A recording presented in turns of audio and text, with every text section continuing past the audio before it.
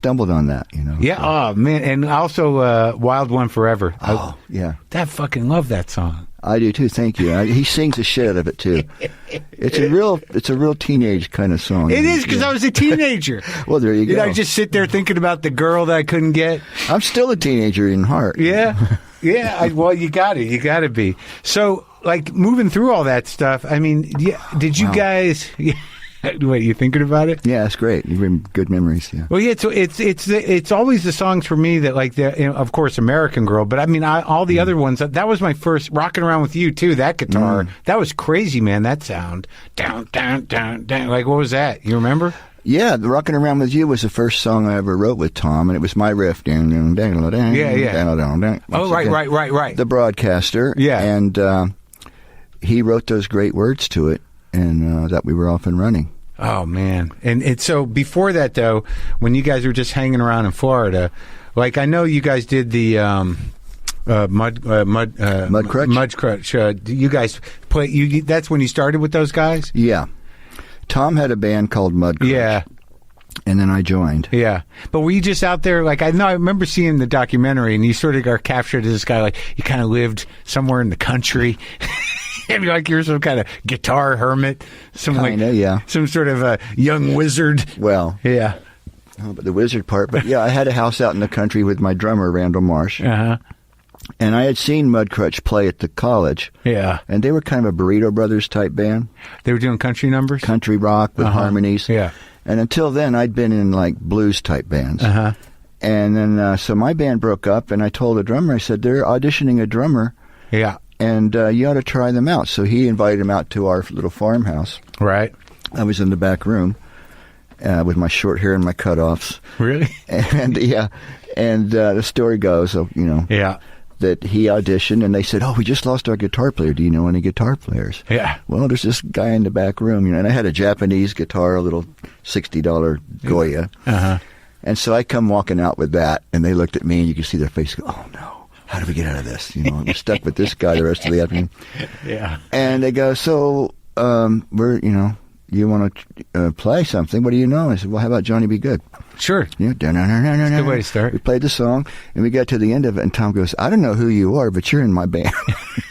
And it just happened just like that. It was destiny. It was on Johnny Be Good? Johnny Be Good. Holy I figured that's something that everybody knows, That's what, I knew it really well. That's all I know. I'd studied Chuck Berry. You had? So I think it impressed them that I knew the right way to do it. That's the interesting thing about that thing, about Chuck Berry, because, the more I pay attention to hearing you say that, and also, like, seeing that doc with Keith, when Keith did the Chuck Berry, Hail Rock and Roll, right? Yeah. Like, well, and I'm a Keith freak, but it's not as simple as like there's a bounce to it. Oh yeah, well, he stole that from Louis Jordan, the swing band. Okay, it was a horn, horn kind of thing. Yeah, and he made it. It wasn't Jimmy Johnson. Well, he was in the band, but those lines, a lot of them. I've read that he got from the Louis Jordan swing No kidding. band. Yeah, so they have a swing. Right. But he bounces on that guitar. It's a weird fucking rhythm, man. It's the rhythm. Yeah. He found it, yeah. Did it take you a while to get that? I'm still working on it. Right? Because, that's a good point. Because a lot of people play Chuck Berry, and they don't play it right. No. They play the notes. Right. But it's all like this. Yeah. And his thing is... yeah. It's almost like a shuffle and a straight beat together. It's a weird bounce, when they meet in the middle, that's the Chuck Berry magic. Yeah. And that's hard to do. Dylan knew how to do that. Oh, did he? Yeah. But that's interesting you would bring that up, because that's... you can tell somebody... Really they really studied dug it, in. They don't play it just straight. They play it with a little swing and bounce to it. Dylan could do it? Yeah, he knew the difference. Really? Did you talk to him about it? We did. We did. You talked specifically about it? I'll tell you a story about that. We were in rehearsal. Yeah. And he was on electric guitar. For what? The tour? For the tour that we were going to do with him.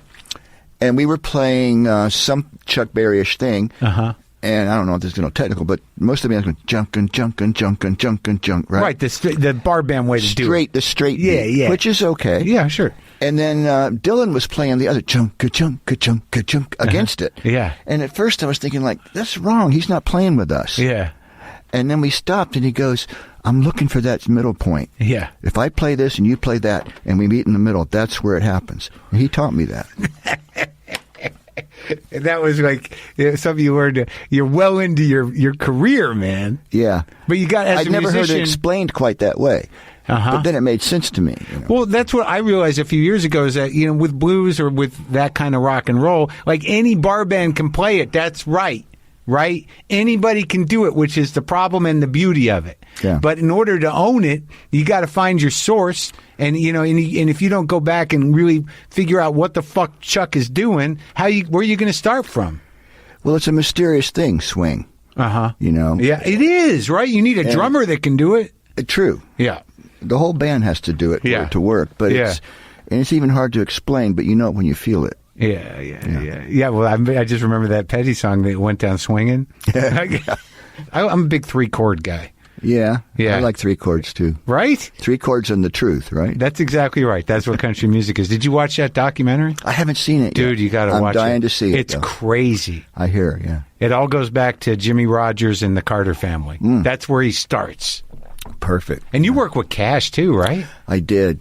Which on the first one? On the first Deaf American one? Yeah, quite a couple of them. The first one, and the Heartbreakers did a record with him too. Oh, that's right. With Rick Rubin producing. But I spent a lot of time with him, and that was one of the greatest times of my life, really. Well, you seem to be sort of like, pick stuff up and you're always open to sort of new shit and learning shit. What did you take from him?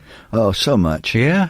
Mostly, what a beautiful human being he was. I could tell you a story to demonstrate that. When I was growing up, my dad was in the Air Force. He'd come home and lay on the couch, and he'd put on either Elvis or Johnny Cash. Yeah. And he'd lay on the couch and just zone out. Yeah. And I would go, what is he hearing? What is... Right. There's something going on here. Okay, so that was my first introduction to that music. So when we were on tour, the Heartbreakers were on tour in Europe. Yeah. And the Highwaymen were in the same town as us. I think it was Copenhagen. So that's Chris Christopherson, Waylon, Johnny, and Willie? Yes. Okay. And I had never met Johnny before, but we went backstage before the show and were introduced to everybody. And Johnny was sitting there. Of course, the first thing out of my mouth is, Johnny, my dad played your records all the time. I love those records. And I said, my favorite song is Don't Take Your Guns to Town. I don't know if you know that song or not. Yeah. And he said, he goes, yeah, we're not doing that tonight. I'm really sorry. Okay, but... Yeah. So they get up in the middle of the show, all of a sudden he goes, I'd like to do this song we don't normally do. And he played that song for me. So that's Johnny Cash. That's him in a nutshell. Yeah. Beautiful human being, very generous. And how did it make you cry? Kind of, yeah. Yeah. And we just, we were really close, and he treated me really nice. And, of course, musically, he was just inspiring. And it's great to be around him. It's interesting because, for a guy like that who was such a rock in terms of, how, he handled, like, how he was musically. Like, he was essentially Johnny Cash. But somehow or another, you guys, you could back him and it would all make sense. Like, that's how big a personality he was, I guess, right? Yeah. You're never going to overcome Johnny Cash. No. Right? No, when he would walk in the room, it was Johnny's room. You know what I mean? Yeah. He was one of those guys, and it was great. Of course. And he was so kind and open and talented. How much did country play into your early life outside of your old man and Johnny Cash? I mean, were you a country guy? No, I was always kind of rock and roll. You know, the Beatles, the Stones, but I also went back and dug up Muddy Waters, Howlin' Wolf, and Hank Williams. Oh, right. I grew up right at the end of that stuff, and I soaked it up. You got to go back for the Muddy. Yeah, well, I did. You know. I mean, there's no other way to go. That's the only way it's available.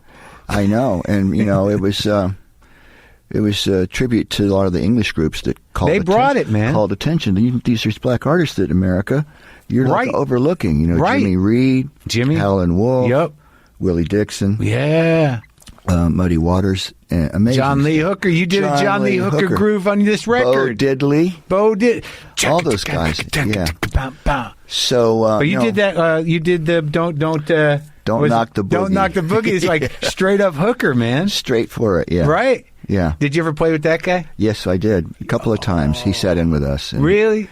What an amazing guy. Yeah. We're up in the Bay Area? At the Fillmore. Yeah, right. When we did a stand-up there back in the late 90s, he came out. With the Heartbreakers? Yeah. And you guys just walk in, right? Oh, yeah. One chord. Yeah. Just follow John. I'll tell you a great story about John Lee Hooker. Yeah. My wife and I, the Golden Bear in Huntington Beach used to be this great club. And my wife and I went down to see him, John Lee Hooker. Yeah. And he had a pickup band. And, we're sitting there, and it's good. And they get into the boogie thing, right? Yeah. And they start doing this boogie, right. And like, oh, yeah, this is so great. We're here with him. Yeah. And it went on for like 10 minutes. Right. And then it got real quiet, just still grooving, and he started going, I'm the boogeyman. Yeah. For another 2 minutes, I'm the boogeyman. That's all he said. Yeah. And then it got real quiet, and he looked at the audience, and he goes, I started it. And I just wanted to fall in my chair. Yes, you did, sir. And thank you for reminding me.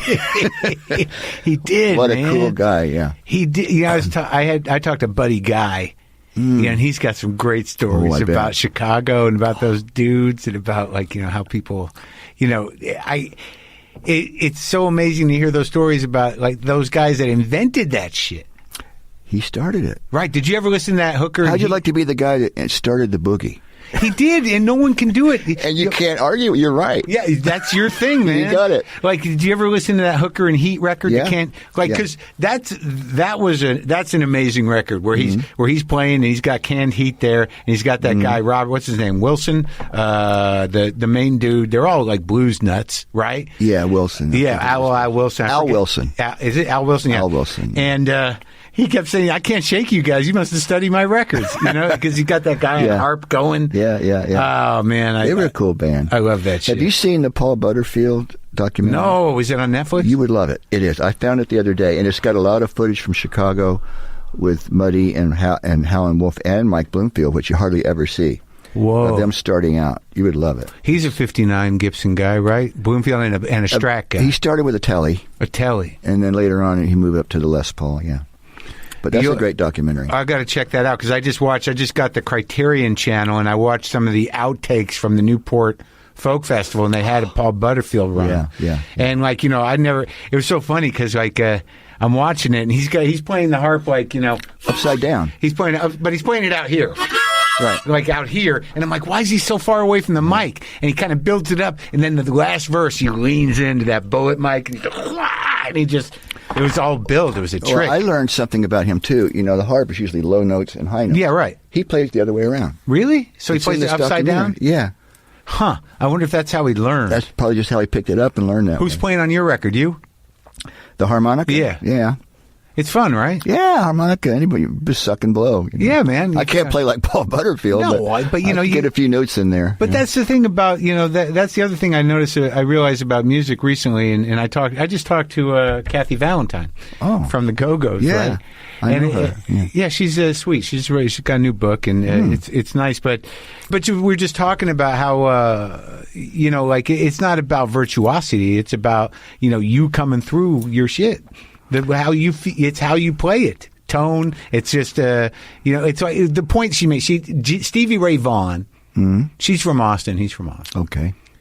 And Stevie Ray, they were talking about Jimmy Vaughan. Who's great. Right. Love Jimmy. Yeah. And Stevie Ray said, when I play, I put everything I have into it. When my brother plays, he put in about 10% in. Because it's a choice, because that's where his sound is. I see that, yeah. Isn't that wild?